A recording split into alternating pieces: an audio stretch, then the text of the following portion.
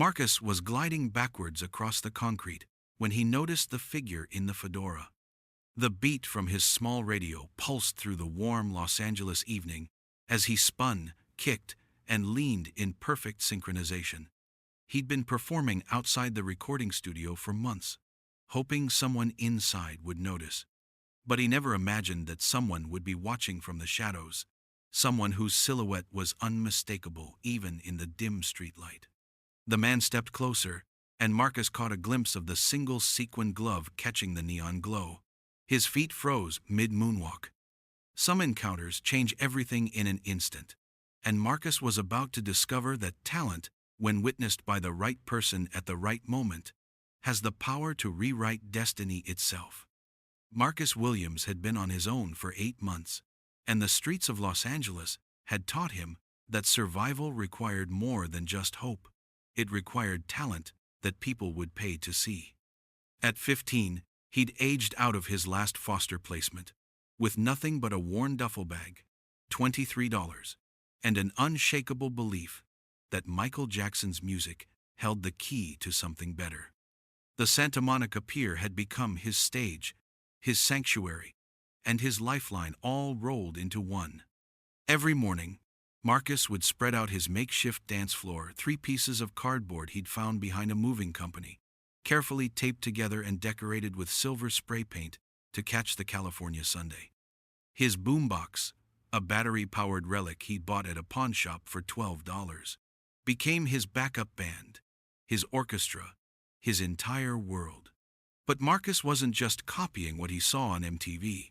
He studied every Michael Jackson performance like a scholar, watching grainy VHS tapes at the public library until closing time.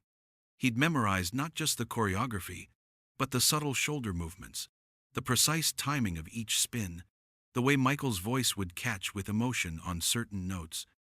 When Marcus performed, people didn't just see a homeless kid dancing for change.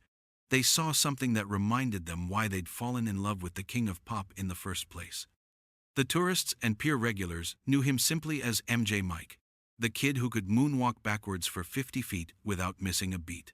On good days, when the crowds were thick and the sun was shining, Marcus might collect enough quarters and crumpled dollar bills to buy a real meal, and maybe save a few bucks for the cheap motel room he shared with 2 other street kids. On bad days, when the pier was empty or the weather turned cold, he'd dance anyway, because the music was the only thing that made him feel connected to something larger than his circumstances. His foster parents from 3 years back had given him his first Michael Jackson cassette, hoping it might help him focus his restless energy. They never could have imagined that it would become his roadmap to survival, his daily bread, his reason to wake up each morning and believe that somewhere, somehow, his dreams still mattered.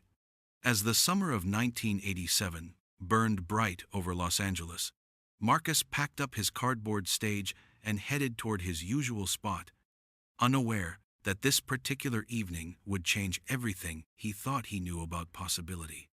Michael Jackson stood in the control room of Westlake Recording Studios, listening to the playback of a track that would eventually become part of his Bad album. The music was technically perfect, but something felt missing, that spark of raw authenticity that had made Thriller so magical. He'd been working for weeks, surrounded by producers, engineers, and yes-men who hung on his every word, but the creative restlessness gnawing at him wouldn't go away. "I need some air," Michael announced quietly, surprising everyone in the room. He rarely left the studio during recording sessions, and he almost never went anywhere without his security team. But tonight felt different. Tonight, he needed to remember why he'd fallen in love with music in the first place. Michael pulled on his signature black fedora and dark sunglasses, the uniform that allowed him to move through the world with some semblance of anonymity. The warm Los Angeles evening wrapped around him as he stepped onto Sunset Boulevard, feeling oddly liberated by the simple act of walking alone. For the first time in months, he could hear the city's rhythm, car engines, distant conversations, the pulse of life happening all around him. He found himself drawn toward the coast, following some instinct he couldn't quite name. The sounds of Santa Monica Pier drifted on the ocean breeze. Carnival games, children laughing, and somewhere beneath it all, music that made him stop in his tracks. It was smooth criminal, but not the version he knew. This was different, rawer, more urgent, played through what sounded like a small speaker, but performed with an energy that cut through all the ambient noise. Michael moved closer, weaving through the evening crowd of tourists and locals. The music grew stronger, and with it came the unmistakable sound of feet moving in perfect rhythm against pavement. Someone was dancing, really dancing, not just moving to the beat, but interpreting it, living inside it the way Michael himself did when the camera stopped rolling and the world disappeared. As he approached the source of the music, Michael felt something he hadn't experienced in years: genuine curiosity about another performer. In his world of calculated choreography and million-dollar productions, spontaneous artistry had become rare. But here, on a pier in Santa Monica, someone was creating magic with nothing but cardboard and a boombox. Michael positioned himself at the edge of a small crowd that had gathered, staying in the shadows cast by the pier's neon lights. What he saw next would challenge everything he thought he knew about where real talent could be found. Marcus was deep in the zone, his body moving through the intricate choreography of Billie Jean, with a precision that came from countless hours of practice. The small crowd had grown to about 20 people, their dollar bills and quarters creating a promising pile in his upturned baseball cap. But as he spun into the signature lean, something caught his peripheral vision that made his heart skip a beat. There was someone in the back of the crowd who wasn't just watching. He was subtly moving along with the choreography, his shoulders shifting at exactly the right moments, his weight transferring in perfect sync with moves that Marcus had spent months perfecting. The man's face was hidden beneath a fedora and dark sunglasses, but his body language spoke a language Marcus recognized instantly. Marcus tried to maintain his focus, but his eyes kept darting back to the mysterious figure. During the moonwalk sequence, he noticed the man's foot tap out the exact rhythm, not like someone who had learned the moves from watching MTV, but like someone who had created them. The realization hit Marcus like a bolt of electricity, causing him to stumble slightly during a spin. Michael Jackson stepped forward from the shadows, removing his sunglasses with deliberate slowness. The crowd began to murmur, phones appearing as people started to recognize the unmistakable features. But Michael's attention was completely focused on Marcus, who stood frozen with his boombox still playing in the background. "Don't stop," Michael said quietly, his voice carrying that familiar soft intensity. "You were just getting to the good part." Marcus's hands trembled as he reached for his boombox. I can't. I'm just someone who appreciates good dancing," Michael replied, though his slight smile suggested otherwise. "But I'm curious about something. When you do the lean, show me how you learned that." Still in shock, Marcus demonstrated the move, his muscle memory taking over despite his disbelief. Michael watched intently, then nodded with what looked like genuine respect. "You're not just copying what you see on television," Michael observed. "You understand the physics, the balance point. Where did you learn to feel the music like that?" "From you," Marcus whispered, finding his voice. "I mean, from watching you, but also from living it, I guess. The music, it's the only thing that makes sense when everything else is falling apart." Michael's expression softened. Something in the kid's words resonated with memories of his own relationship with music during difficult times. This wasn't just talent, this was survival, transformed into art. "What's your name, son?" "Marcus Williams." Michael looked around at the dispersing crowd, then back at Marcus. "Marcus, are you hungry? I think we should talk." The all-night diner on Ocean Avenue was nearly empty at 11 p.m., just a few late-shift workers and insomniacs nursing coffee in red vinyl booths. Michael had chosen the corner table in the back, where the fluorescent lighting was dim and the conversations could remain private. Marcus sat across from him, Still struggling to believe this was really happening, mechanically eating the cheeseburger Michael had ordered for him. "When did you last have a real meal?" Michael asked gently, watching Marcus devour the food with the urgency of someone who didn't know when the next one might come. "Yesterday, I think. Maybe the day before." Marcus paused, suddenly self-conscious. "The pier's been slow lately. Tourists don't tip as much when it's cloudy." Michael nodded, recognizing something familiar in the boy's matter-of-fact acceptance of hunger. "Tell me about the foster homes." Over the next hour, Marcus's story unfolded like a song Michael had heard before, but never quite like this. The string of temporary families, each with their own reasons for giving up on him. The social workers who saw him as just another file to be processed. The loneliness that felt like a physical weight pressing down on his chest during those long nights when he'd lie awake, wondering if anyone in the world would miss him if he disappeared. "But then I'd put on my headphones," Marcus said, his eyes lighting up for the first time since they'd sat down. "And I'd hear, 'Don't stop till you get enough,' or 'Rock with you.' And suddenly, I wasn't alone anymore. It was like you were telling me that feeling different wasn't something to be ashamed of, it was something to celebrate." Michael felt a familiar tightness in his throat. He remembered being 9 years old, standing on stage in front of thousands of people, feeling isolated despite the applause. He remembered the Gary, Indiana nights, when music was the only thing that made sense in a world that often felt hostile and confusing. "The music saved me too," Michael said quietly. "When I was about your age, I felt like I was performing for everyone except myself. Like I was disappearing behind all the expectations and the image. Music was the only place I could find me." Marcus looked across the table at this man who had seemed larger than life from a distance, seeing now the vulnerability behind the fame.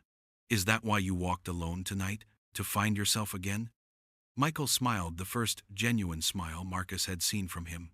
"Maybe. Or maybe I was supposed to find you." They sat in comfortable silence for a moment. Two artists separated by fame and fortune, but connected by something deeper. The understanding that music could be both escape and salvation. Michael leaned forward, his expression growing serious. "Marcus, I want to ask you something, and I need you to really think about your answer." Marcus stood at the gates of Neverland Ranch, wearing clean clothes that actually fit for the first time in months. Michael had arranged for him to stay at a nearby youth shelter for 3 nights, with hot showers, regular meals, and time to prepare for what Michael had simply called an opportunity to show what you can really do. The private rehearsal studio was unlike anything Marcus had ever seen. Mirrors covering every wall, professional sound equipment, and a sprung wooden floor that seemed to respond to every step. Michael waited inside with his longtime choreographer and a small production team, their faces professionally neutral but curious about this street kid. Their boss had insisted they meet. "No pressure," Michael said with an encouraging smile. "Just show us who you are when nobody's watching except the music." Marcus walked to the center of the room, his heart hammering against his ribs. He'd spent the past 3 days creating something new, not just copying Michael's moves, but developing his own interpretation that honored what he'd learned while expressing what he'd lived. The opening notes of Bad filled the studio, and Marcus began to move. What followed was pure electricity. Marcus started with classic Michael Jackson choreography, executing each move with precision that impressed even the professionals in the room. But then something magical happened. He began to weave in street dance elements he'd absorbed from other peer performers, adding levels and textures that transformed the familiar routine into something entirely fresh. He dropped into a sequence that blended breakdancing with the smooth criminal lean, then flowed into a series of spins that incorporated the raw energy of street battles with the polished technique of a trained performer. When he moonwalked, it wasn't just backward sliding, it was storytelling, each step expressing the journey from the streets to this moment of possibility. The room fell silent when the music ended. Marcus stood breathing heavily, suddenly self-conscious under the scrutiny of people who worked with the world's biggest stars every day. Michael's choreographer slowly shook his head in disbelief. Kids got instincts you can't teach, he murmured to Michael. That transition into the windmill? I've never seen anything like it. Michael walked closer to Marcus, his expression unreadable. You've been working on that routine for 3 days? Yes, sir. I wanted to show you that I'm not just copying what I see. I can create too. Creating is exactly what I saw, Michael replied. But I think you're ready for something bigger than even this studio can contain. The production team exchanged glances as Michael's smile grew wider. Whatever he was thinking, it was about to change Marcus's life in ways the young performer couldn't even imagine. I want you in the Smooth Criminal video, Michael announced the next morning, his words hitting Marcus like a thunderbolt. Not as background, not as a backup dancer, as a featured performer. Marcus stared at Michael, certain he'd misheard. The Smooth Criminal video was already being talked about in industry circles as Michael's most ambitious project, yet a cinematic masterpiece that would redefine what music videos could be.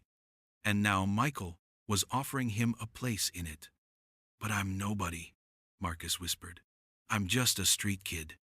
That's exactly why I want you, Michael replied. This song is about the streets, about survival, about people who live in the shadows. You've lived that reality. You can bring an authenticity to it that no trained dancer could fake. Over the following weeks of rehearsals, something extraordinary happened. Marcus wasn't just learning choreography, he was contributing to it.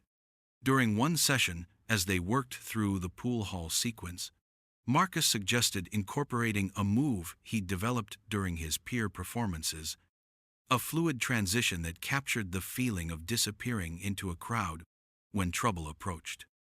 Show me, Michael said, and Marcus demonstrated the movement, a series of steps that looked like casual walking, but contained the precise timing and control of advanced choreography. The entire creative team stopped to watch as Marcus moved through the space, making himself simultaneously visible and invisible. That's it, Michael said excitedly. That's the feeling we need. You're not just performing the song, you're living it. The collaboration deepened as Marcus gained confidence. He suggested ways to incorporate the raw energy of street performance into the polished video production, adding layers of authenticity that elevated the entire concept. Michael found himself learning from his young protege, rediscovering the spontaneous creativity that had made him fall in love with dance in the first place. You know what I realized? Michael told his director during a break. I've been so focused on perfection that I almost forgot about truth. Marcus reminds me that the best performances come from somewhere real. The video shoot became a masterclass in mutual inspiration. Marcus brought street credibility and raw emotional honesty, while Michael provided the technical expertise and artistic vision to showcase those qualities on a global stage. Together, they created something neither could have achieved alone: art that was both polished and authentic, professional yet deeply personal. As filming wrapped, Michael knew this partnership would extend far beyond a single video. They had tapped into something powerful, a collaboration that honored both the streets where the music lived and the stages where it could reach the world. When the Smooth Criminal video premiered on MTV in March 1988, viewers couldn't stop talking about the young performer who moved with such raw authenticity alongside the king of pop. Entertainment journalists scrambled to learn Marcus Williams' story, and when they discovered his background as a homeless street performer, it sparked a cultural conversation that reached far beyond music television. Suddenly, street performers across America found themselves being viewed with new respect. Record label scouts began frequenting subway stations and busy sidewalks, searching for the next Marcus Williams. Dance studios started offering scholarships to kids from foster care. The narrative shifted from seeing street performance as desperate busking to recognizing it as legitimate artistic expression that deserved attention and support. Marcus used his newfound platform with purpose and wisdom that belied his 16 years. He appeared on talk shows not to discuss celebrity encounters, but to advocate for homeless youth and the thousands of kids aging out of foster care with nowhere to turn. His message was simple but powerful. Talent exists everywhere, but opportunity doesn't. Within 2 years, Marcus had established the Street Dreams Foundation, providing instruments, dance training, and performance opportunities to young people in foster care and transitional housing. The foundation's first showcase, held at a Los Angeles community center, featured 23 young performers who had been discovered busking, dancing in parking lots, or singing in subway tunnels. Michael remained deeply involved in Marcus's advocacy work, but more importantly, their encounter had changed his entire approach to discovering and nurturing talent. Throughout the rest of his career, Michael made it a practice to seek out street performers, buskers, and underground artists during his travels. His team learned to expect impromptu stops at street corners and subway platforms, where their boss might discover the next voice that needed to be heard. Marcus reminded me that music belongs to everyone, Michael said in a 1991 interview.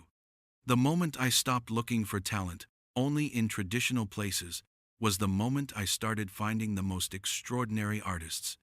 Every street corner, every subway platform could be hiding the next person who will change the world with their art. The partnership between Michael Jackson and Marcus Williams had created something unprecedented, a bridge between commercial success and street authenticity that validated both.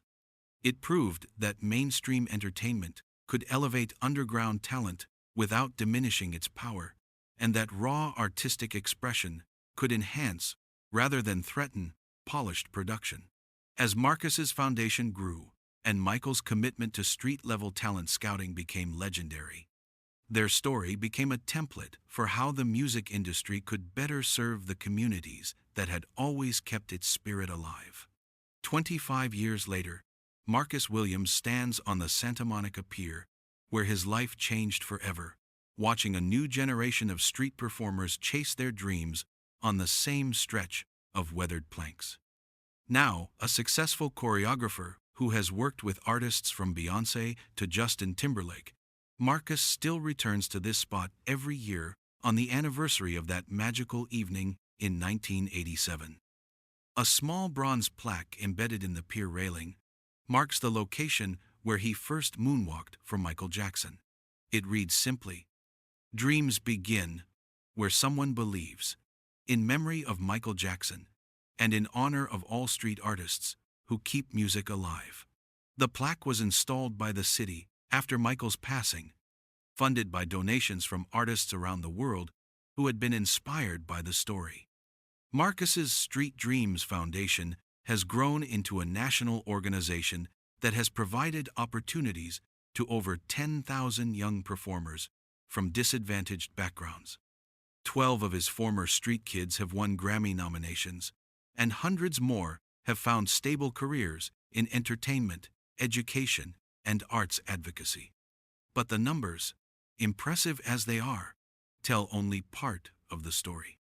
The real legacy lives in the countless moments of recognition that ripple outward from that initial encounter.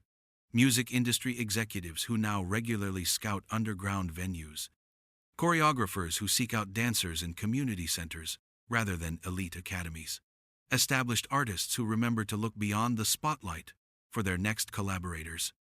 Michael taught me that talent recognition is a responsibility, not just an opportunity. Marcus reflects.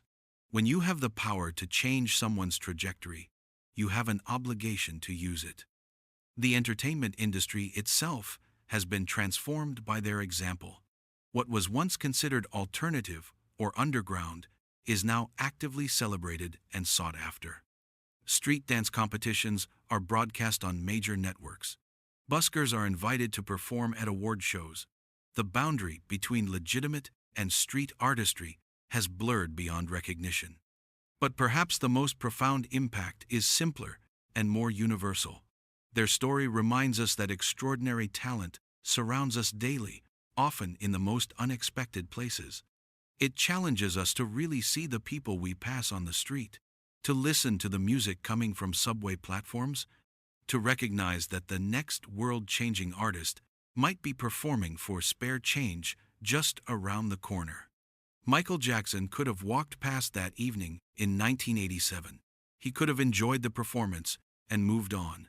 Instead, he chose to stop, to engage, and to act on what he witnessed. In doing so, he didn't just change Marcus's life, he reminded all of us that we possess the power to recognize greatness and the responsibility to nurture it wherever we find it.